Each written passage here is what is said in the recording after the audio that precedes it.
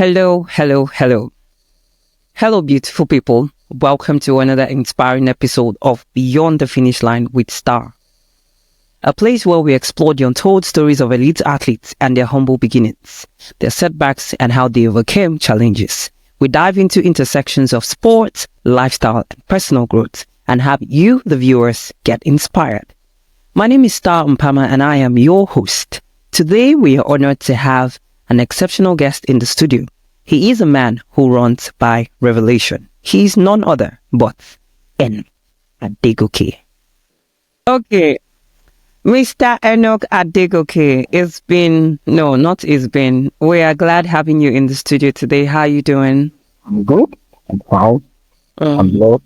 Thank God. Amazing. How's the Sunday been? Yeah, it has been awesome. So I'm awesome time in Paris today. Thank God. I can imagine. So yeah, without wasting so much of anybody's time, let's dive into all the untold stories. Oh. So first and foremost, I'd like you to talk us through your journey as an athlete. How did your career start? How did you transition into becoming the Enoch Adegoke that we know today? Oh. Well, I think the journey started, I think, right from my primary school days. And probably I got the gene from my parents. I think both of them ran in their secondary school days, so I got So I remember running representing my primary school then. We do go for competitions, representing my house in inter-house sports. And I think there is one particular competition I remember very vividly. I finished running. I anchored my school to one of the relays, and at the end of the day, people just kept saying, "Who is that guy? Who is that guy that represented the students and that?" And before I knew it, all parents under the tent gathered, they were like, "They have to give me something." Then people just started donating. My head was just rolling. So from there, when I got to secondary school, I continued. Then I met my PhD student and we started to go by name. Then I switched school. So I met another PhD. All these set of teachers, they nurtured my talent very well. Mr. Motorford. So I said, I told myself I will continue this while I get in because I know a lot of people their sporting career just ended in secondary school, but I just figured I had a passion for track and field. I just want to run. I like running. I like running. So when I got to OAU, one of my departmental mates then, my classmates, I just noticed this guy always go to sport camp. I thought to him, I would love to jump. And his name is Kunle Adegoke. Then he took me to the sport complex. Then I met my coach, Kunle Adegoke, and our then head coach of blessed memory, Coach Mexico. So I did trials. Everyone was impressed. With my battered canvas. I ran barefooted, but everyone was impressed. And I remember my coach reminding me that immediately he saw the way I ran the trials, he felt like this guy is not normal. This guy would do something good. So he took interest in me as well, and that was how the journey started. Coincidentally, I think I did the trials on the day of my matric. Who goes for trial on the day of his matric? Can only be enough. Wow. So that was how the journey started. I started training with my coach from OAU, and here we are today, still moving. Amazing. Wow. It's ran barefooted, had his trials on the day of his matric. I don't think I would have wanted to trade my matric for trials, especially for the fact that it's something I'm still here and there with. But who does that except Enoch Adegoke? So how did your victory in 2019 at the Under-20 Championship elevate your confidence as an athlete and your career in general? It went a long way. A really long way. My first competition representing Nigeria was in 2018 at the Commonwealth Games. I came 7th in the finals. That was a big feat for me as well. But a different feeling comes with winning, and that was what happened in 2019 at Ivory Coast. there were a lot of noises about these South African guys, and I was like, I don't want to be disturbed about it. At the end of the day, God helped me. I came out on top. And another thing that made the victory very special was because um, everyone that went to that competition went through it. I mean, traveling from Nigeria to the Ivory Coast on road. I mean, we are on road for over 2 days. So it was not a sweet experience. But then it was a very good outing for Nigeria, and I was one of those that came out with gold medal. So it actually encouraged me that in the junior level I've been able to achieve something. So let's move to the senior level. It actually encouraged me. I remember that year I was able to represent Nigeria in some other competitions as well. That boosted my confidence. Yeah. Hmm. So going into the Olympics in 2020, I mean, you were the most anticipated Nigerian, I must say. Yeah. It's Enoch Adegoke. Even a child who didn't know who you were knew you at that point in time. Being a finalist, then the hamstring injury happened. And ever since then, it's like there's an untold story with that. How have you managed mentally, psychologically, physically, emotionally? I mean, all the calories that comes with it. And being able to home out after 2020, it's like when you compete. So, how's the word now? Being somebody who grew from just this boy to becoming an international star, then now you're in that space where you have to start gradually trying to home back to that place where you used to be. How was that experience and that journey? How was it for you? Um, well, I must say life is in phases. I mean, and this is just one of the window before the window closed. And I remember right from the beginning of that season, I went through that season with a particular word from God, and my kids, I mean, I stood my ground. I was in faith. You know, with the help of everyone around me, and going to the national trial, I remembered. I don't know. My system just started acting up on the day of the trial. I mean, I was vomiting. I mean, using the toilet. I was really going mad. This was the last opportunity for me. But then I was just confident within me that no, you know, we are going to get this match today. The around the heat, I I was 0.01 shy of the qualification mark. Normally, I was meant to be bothered. I was meant to be advocated that connects to me. But then I remember just walking down to where my canvas was. I was like, today, I'm not leaving here without the mark. Going to the finals, I mean, just few minutes to the finals, I started cramping up with me. I mean, cramp. And called my coach. I think one of the medical team attended to me. I just kept praying in the spirit. I kept confessing, no, it's the day. I mean, my friends around me, they were like, I mean, one of my friends followed me to the trials. I think I can confidently say out of the 100 meters that day, I probably ran 30 meters without cramp. Yeah. I mean, the rest 70 meters, I mean, I think I ran into cramp. I mean, serious cramp. So that qualification was actually a miracle. I knew it. I knew it. I mean, trained. I mean, my coach, we worked together about a lot of things. But hitting that mark, I knew it was a miracle. I remember getting to like 70 or 80 meters mark, and I saw a lot of guys. I mean, every other competitors, they were breathing. I mean, they were running. I mean, they were very close to me. I was like, you know, if you just have 30 meters to take you. I mean, I was running myself through the race. And crossing the line, I just had to go and fall from it. When I noticed it was night, and I said, anything they want to handle, anything the club wants to handle, it can't be more than 0.03. And at the end of the day, I saw things. So hitting the mark was a big hit for me. Then going to Tokyo, I think I went to Tokyo with a 3 mind. I didn't go there with any form of pressure. I mean, I wasn't really under pressure. I told myself I want to run under a calm atmosphere. Of course, Olympic is a very big stage. Pressure is meant to come around and all. And then I knew some things just had to change.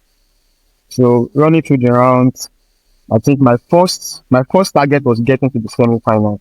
And running the personal best.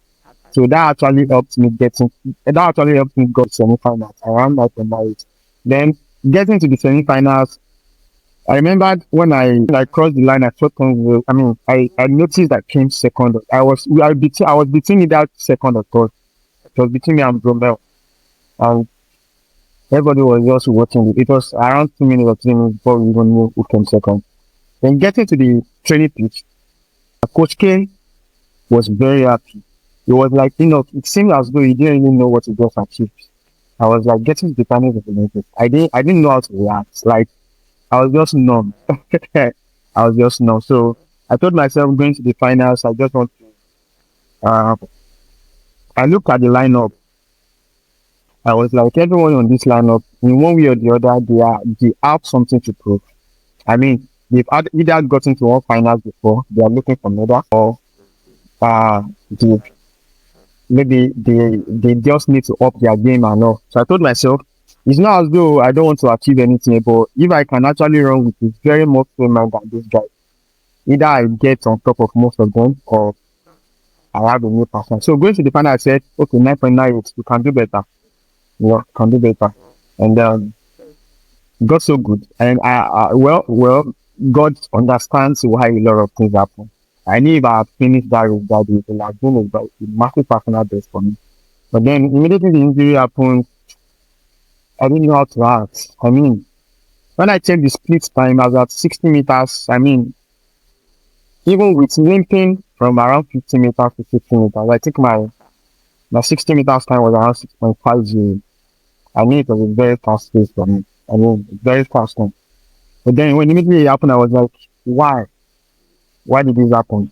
So getting back to, when I got to the medicals, I began thinking about a lot of things. Why did this happen at this particular time? But then as my pastor will counsel sometimes, he will tell me that sometimes the sacred things belongs to God. When you begin to think about, I trained, I prayed, it might already be getting to you self appraising yourself that most times it's not about the number of hours of training, you pray this and that. You just need the grace of God.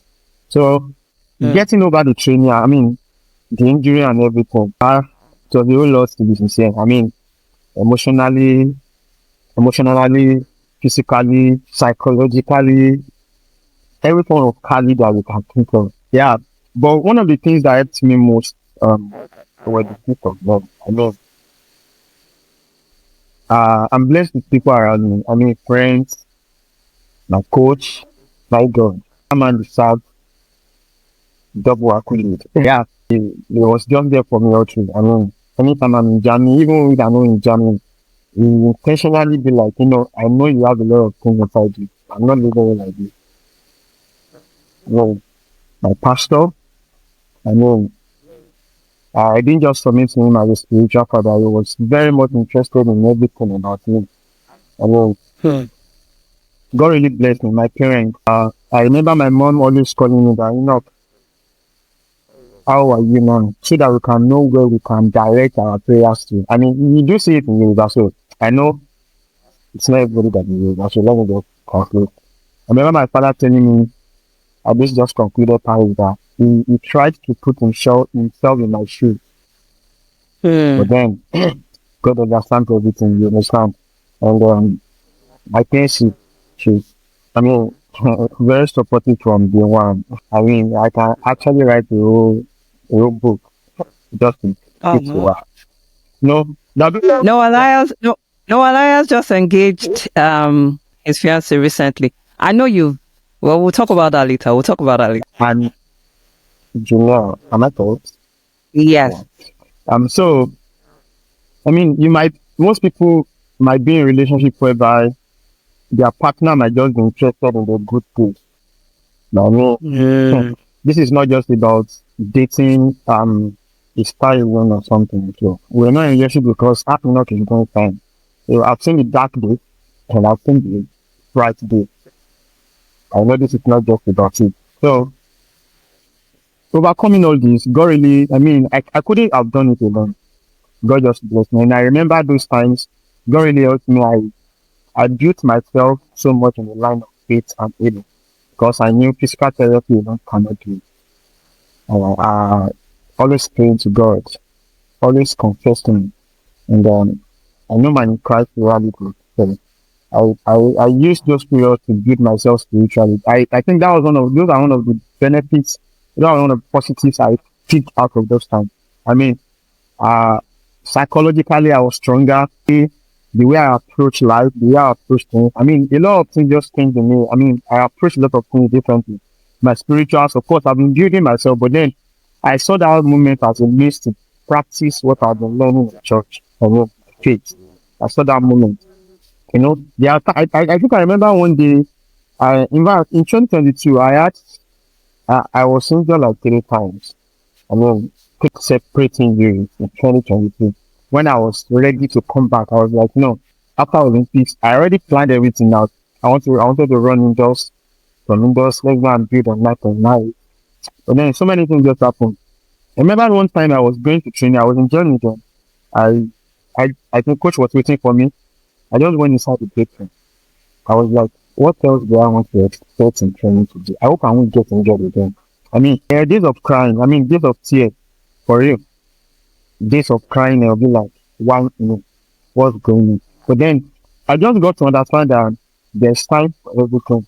And no storm, no storm lasts forever. That's one thing I got to understand. And see those champions, those big people that you've seen, they've gone through a lot of places. Most were loud about it, most were not loud about it. And as a matter of fact, you can't just be telling everyone what they're doing. They'll be like, no one wants to hear the story. People just want to see the glory, they want to see the results, you know. Mm. I remembered I just got to realize something. I mean, Job was saying in one of his chapters, it was like that thing I feared the most eventually came up. So I remembered all through 2022, I was just afraid of injury. I was afraid. I was like, if I'm afraid of injury, then how do I want to get over it? Yeah. Mm. And I think it's just one lesson that we actually just have to learn. I know it might be very difficult, but then that thing you're actually afraid of, if care is not taking it, might eventually come because your brain will begin to process it. Before you know it, your mind will begin to accept what your brain is processing, and before you know it, you Pros- begin to see the manifestation. So one of the ways to actually overcome it is to upstairs. I mean upstairs, just know that you are fine. And aside that, train your spirit man to always see the positives. I mean, during all this period, I learned the art of confession. In training, you see me, even if I'm feeling pain, I would keep telling myself, no, you are here. You know, you are here. You are coming back strong. I began telling myself positive things. I began telling myself, I know I've run like a night, but I can do better. I know this is just one of the challenges, and I'm coming back. I mean, I didn't care about how long I was in those situations. I kept doing all those things. I remember my coach, I see him more than a coach. He's a psychologist. I remember him telling me, for teaching first, you're already thinking about this thing. You just calm down. Think everything will be fine. Everything will be fine. And I probably might not be able to mention friends, but I have friends around me. I mean, most people on track know that I'm very close to Arola and Alaba. I mean, these ones are very open. I remember me and Shekiri, anytime you guys might just enter my DM, either on Instagram, how far are you doing? What's the update? I mean, having friends like this around you will actually help you a lot. Not thinking about if we are all rivals on the 8 lane track, but then always checking up on you. I mean, I have another friend, is Tarzan by name, and these guys they were there for me. I mean, I wasn't, when it comes to the set of people that I've mentioned, both parents, coach, pastor, my friends, my friends, I can easily say that the past 3 years, I wasn't alone in that aspect. Yeah, and of course, there were a lot of one or two coaches that checked in, like, how you doing? You believe in you and that. And of course, there might be fake set of people, but I know the real ones to get. So getting through those periods, my God. But I think building up myself spiritually helped me because I couldn't think less of what God has called me as. I mean, if God says I'm healed, then I'm healed. The devil would always try a lot of things, but then, um, but God is good to listen to it. It's a whole lot. I'm not sure I can tell the whole story. I've probably forgotten a lot of them because I don't want to dwell on them. Um, Yes. I learned a lot of things during that time. I learned a whole lot of things. I learned a whole lot of things. I mean, Coach K, person technical director, Mr. Samuel Niketu, Mr. Temitope Ali, Mr. Lawrence. I mean, this set of people, if they hear this, they know that they are the ones. I mean, Coach Bote or the Victors. Friends, I have people that just take, I can't mention a lot of things, but I just mentioned this set of people. So, be good to people and have people around you. We can't do life alone. And of course, prayer is very, very important. So, I don't know if I've been able to cover one or two, but I think in a way, that was how I was able to get through this period. And even up to this year, I was still bothered about something. But then God just kept reminding me of goodness. You know, and everything is in process. So I'm not even in a rush. I know that things will fall in place. As long as I'm not even losing on my own path. Because that's very, very important.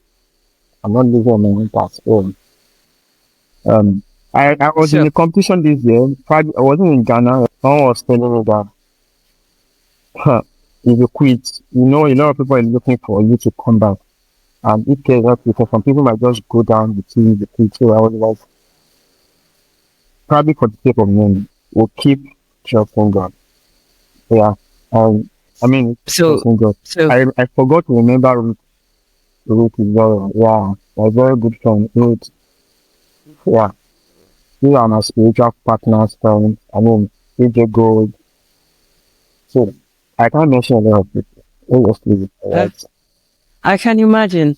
So it has been a journey of faith over fear, Yeah. if that's the right word. Okay. Okay. Okay, let me ask. You mentioned Europe, so which simply means you shuttle between Nigeria and Europe. And I know that when you look at Nigerian track and field, most athletes are in the United States. And I know there were a few times I asked if you didn't want to come to the US because, you know, it's like this is something.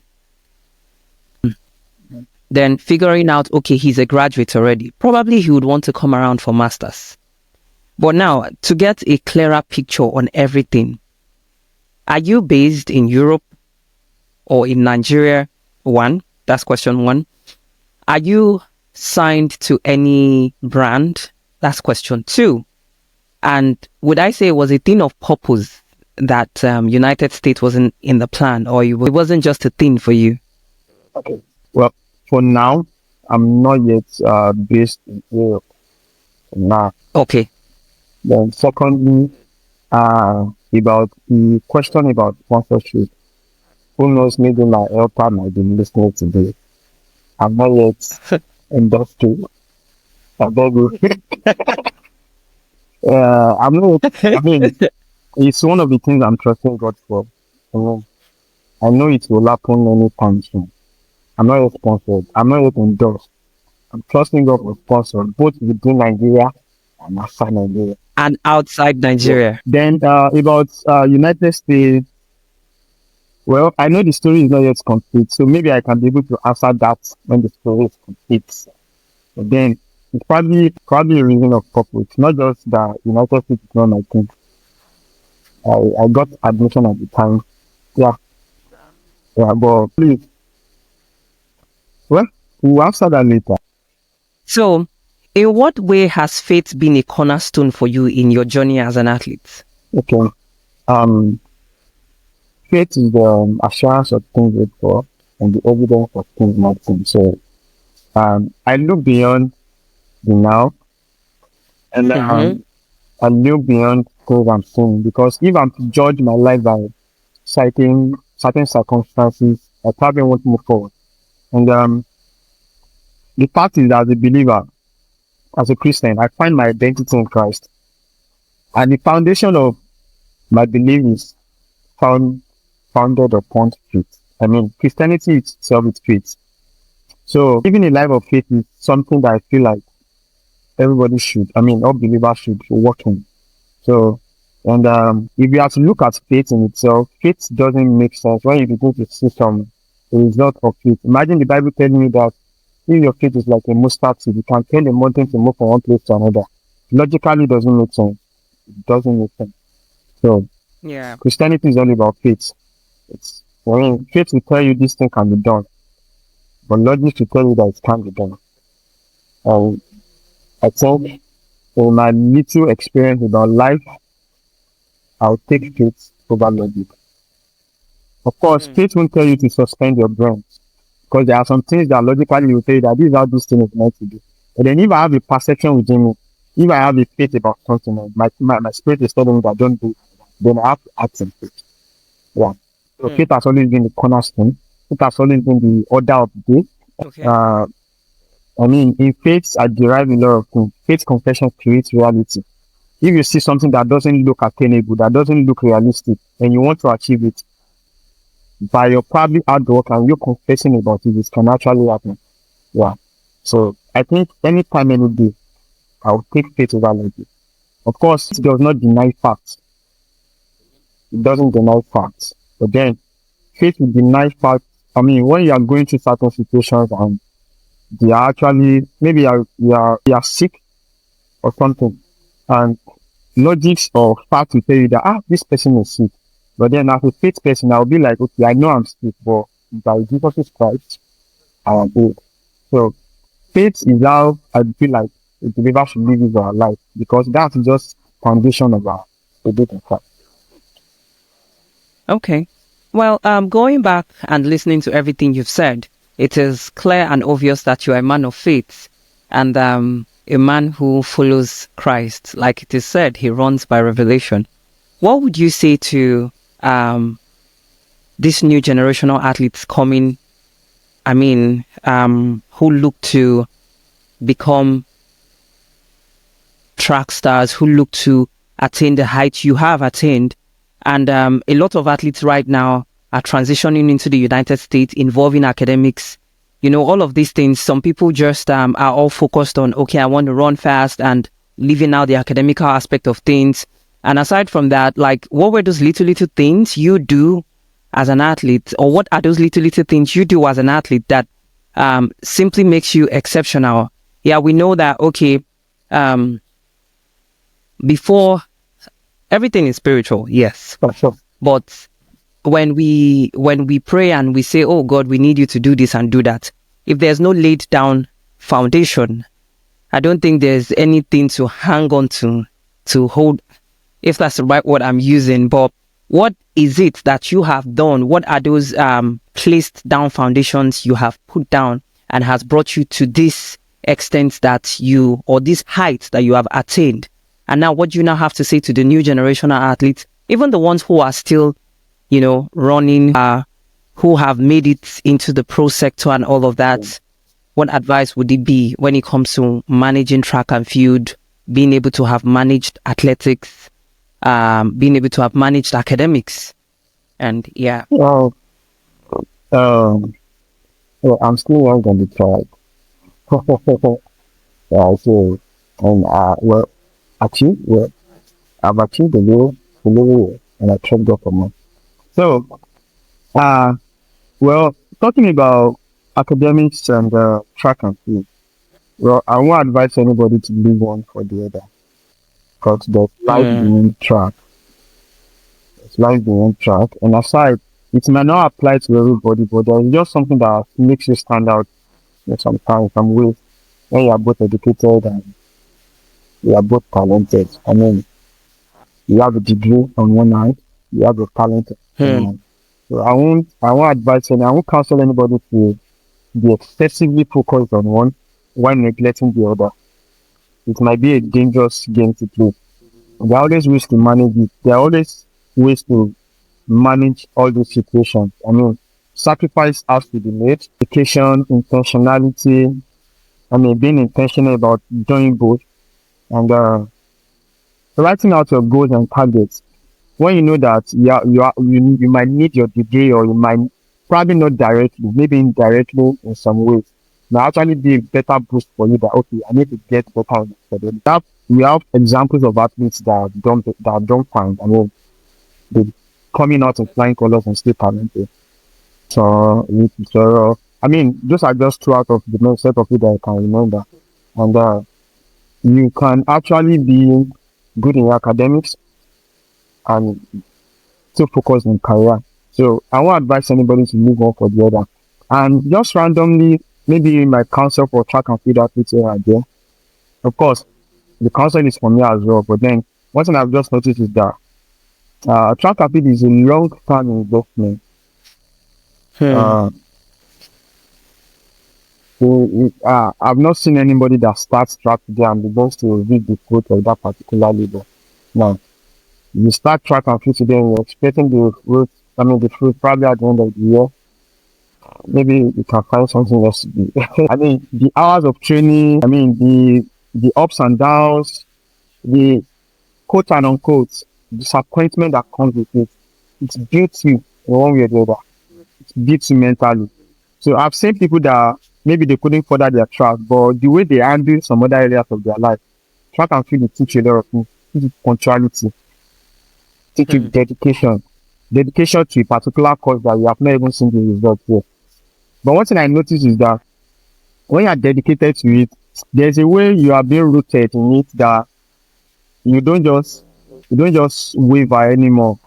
I mean, what do I mean by that? There's a way when you keep on training about something, probably a moment might just change the whole thing for you. You might not know that particular. That's why you have to keep on dedicating yourself. I mean, the past 2-3 years taught me a lot of things. I mean, it taught me a whole lot of things that if you are prayed to God concerning something, position yourself for the fulfillment of that particular prayer. If you are prayed to God that you want to achieve this in track and field, just keep showing up. Just keep showing up. You heard a lot of stories about all these great men in track and field. Shelian, Usain Bolt, Johan Blake, Kevin Bomel. I mean, just go anyone that you have seen that this person has actually made it. Go and take their history. Either they've gone through a lot of difficult stages but they kept showing up. You can't just tell me that you enjoy track and field alone when you are no. How about those times that you are not achieving what you want to achieve? Just keep showing up. And I must say, it might be dangerous just to be doing track and field alone if you are not that committed to another prayer. I'm not overemphasizing prayer because it's very, very important in life itself. Yeah. I've seen God coming through for me in some ways I couldn't imagine. The prayerful, keep showing up, and one other thing that I have noticed: if you don't believe in your coach, if you don't believe in your coach, if you don't follow instructions, if you don't just believe in what your coach is giving you, maybe circumstantially, that might be an exception. But if you are into a particular coach full time and I don't know. I don't need to have some other things. Maybe before the end of this.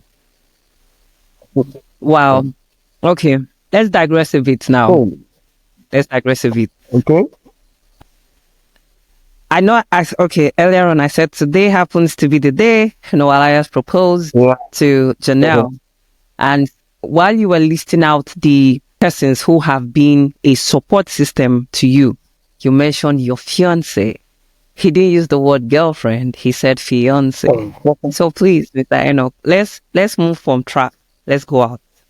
He has a life after track and field. Apparently, he has a fiance. So we want to know, who is she? How did the relationship start? How long has it been? How have you been able to manage and hold it down to this stage or down to this time? And there was a certain time when I saw people constantly congratulating you and all of that. I was wondering, is that the wedding? Okay, so since you said fiance, apparently that's not the wedding, but maybe that's something important next to the wedding. So when do we start planning at Ashwebi? When do track and field family start planning for everything and everything? We want to know. Please tell us. Where do I start from? Start somewhere.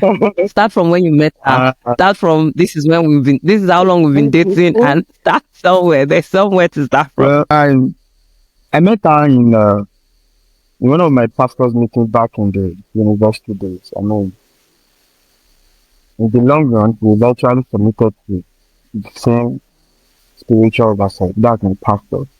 I mean, my pastor was having a meeting with Moses, I mean, those days, and she happened to, I mean, she was invited by one of her friends. That's Hmm. where the friendship started from. I mean, just innocent me. I just knew, I was innocent. I hope people are hearing. Be going for your pastor's meeting, no? And apparently, I got to know that we attended the same fellowship on campus. I was in, Hmm. I caught her young anyway. I was in passport, she was in passport. Catch them young. Well, we've been in relationship for almost 6 years now. Yeah, almost six Wow. years now. So 5 years plus. So let me go Eh, 6 years. Yeah, okay. and got so good. Yeah, like getting married soon. I mean, getting married soon. So I mean, Hold on. That line needs to come back. Drum roll, please.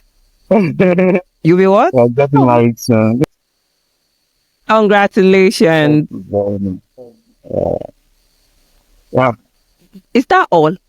Mr. Enoch, yeah. so you want to tell me there was no downtimes and Uh, shoo, you just met her. She just loved you and now you're uh, getting married. No, now. well, Tell us more. it started out as, I mean, I think I noticed that time there were some sort of connections. I don't just, I don't just rule with the ladies especially because I'm a shy type. Except the friends that I've built right from time. Getting to get into a new friend, I just know that me and this girl are connecting. I continued being friends without any strings attached. For I remember that time I was not even interested in any form of relationship. I just want to continue. I mean, building my career, getting better in school. I mean, on campus. Mm. Then, but I remember every now and then I just keep praying to God. I don't want to marry her. Help me.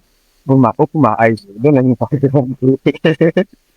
And God answered the prayer. I mean, God answered my prayer. And I think I was praying one day. Was after one of the programs and God just, I mean, it was event. I just perceived, well, I think I want to get rest with this. That was how it was started. And of course, there was downtime. We fought, we settled, fight. We were always on each other's nerves sometimes. But the good thing is that um, the love was still very strong. It didn't allow any form of disagreement to overcome what we had for each other in each other. And one thing I just noticed, she wasn't focused on the celebrity aspect of Enoch Adegoke. I mean, I was popular on campus. I was popular on campus. So she wasn't focused on that. Um, she was very supportive. She has been very supportive. Not was now. She has been very supportive up to the moment. And God really helped us. I mean, God really helped us.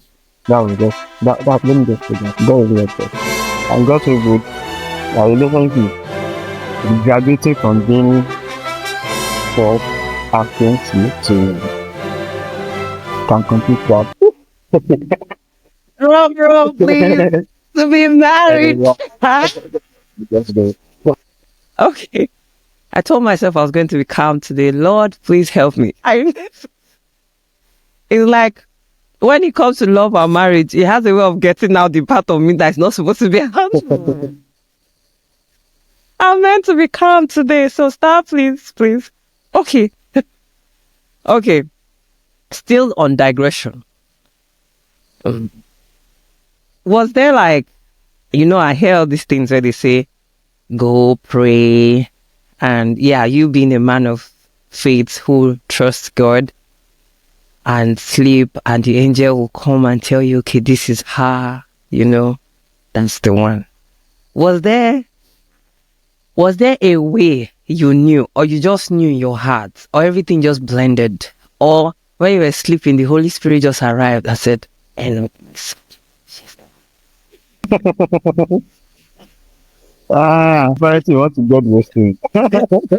Hey, Well, God speaks that's to why I us. said we are digressing Yeah, now. no problem. God speaks to us in the number of, yeah. Okay. but it was not in my sleep that God spoke to me. I was wide awake. Oh, wow. I was wide awake, and God spoke to me since the one. Uh, Hey. it was beyond perception. I didn't just perceive. I mean, I heard God's voice.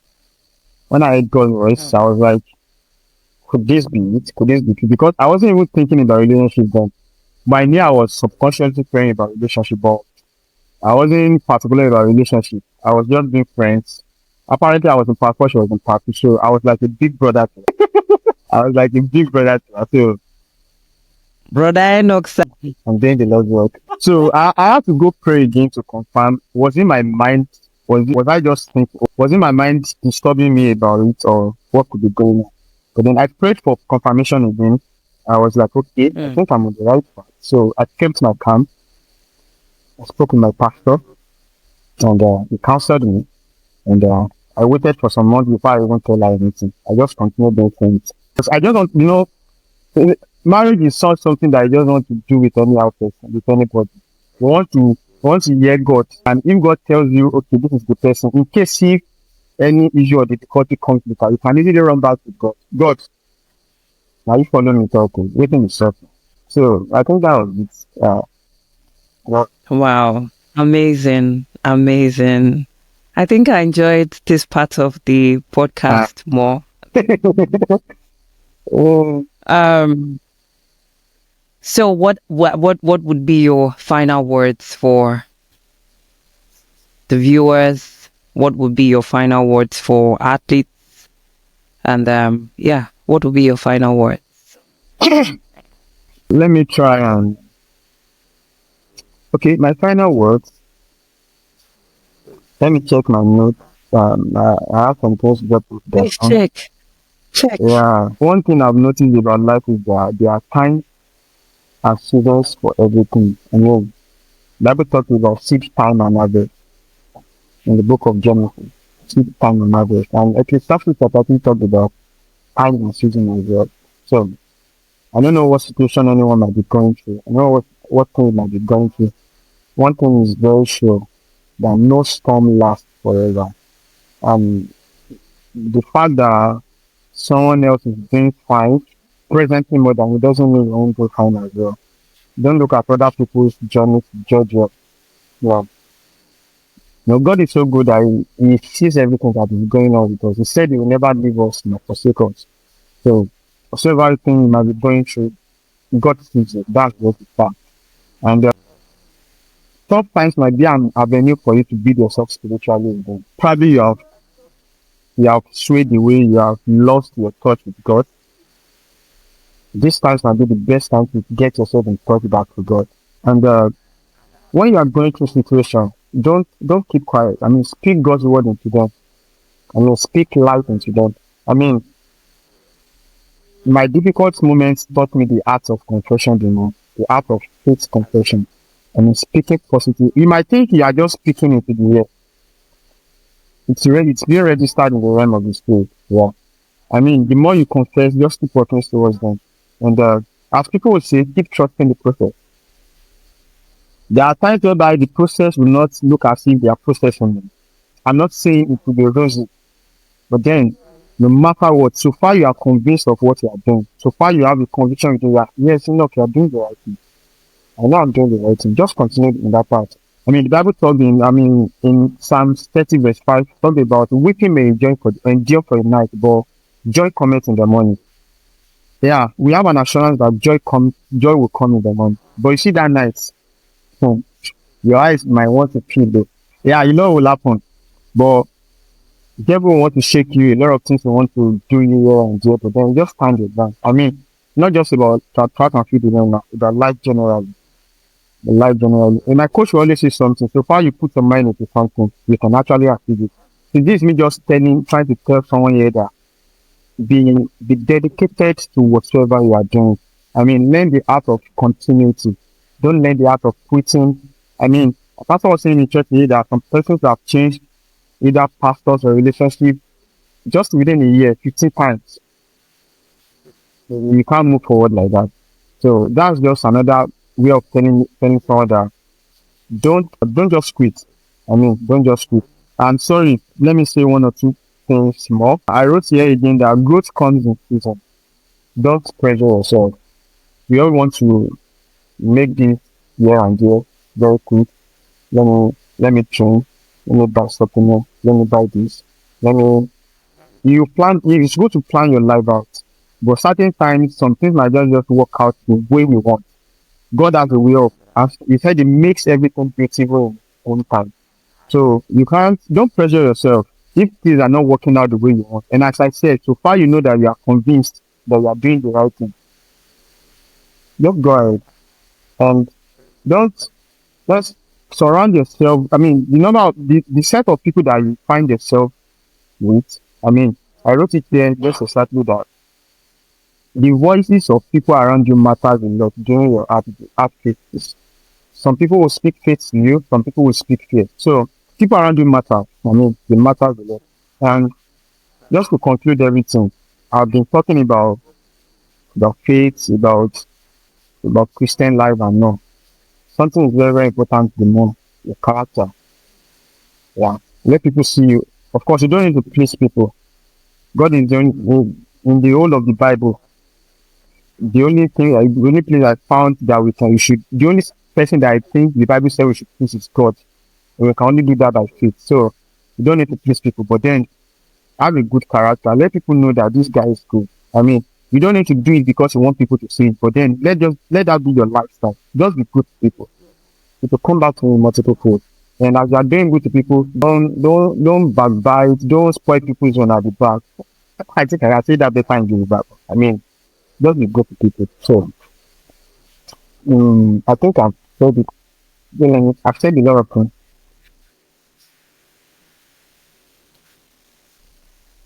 Well, mm, at this point, I'm short of words, but it's been an amazing section with you here in the studio, Mr. Enoch. Okay. Your transitioning stage, or rather at the beginning of your career, you're transitioning, how you held in mentally, and even your love life is one that I believe everyone must have picked one or two things from, and we are honored to have you in the studio today. And my beautiful viewers, thank you for joining us today on another episode of Beyond the Finish Line with Star. And until we meet again, be good, stay safe, and bye for now. Ciao, ciao. Ciao!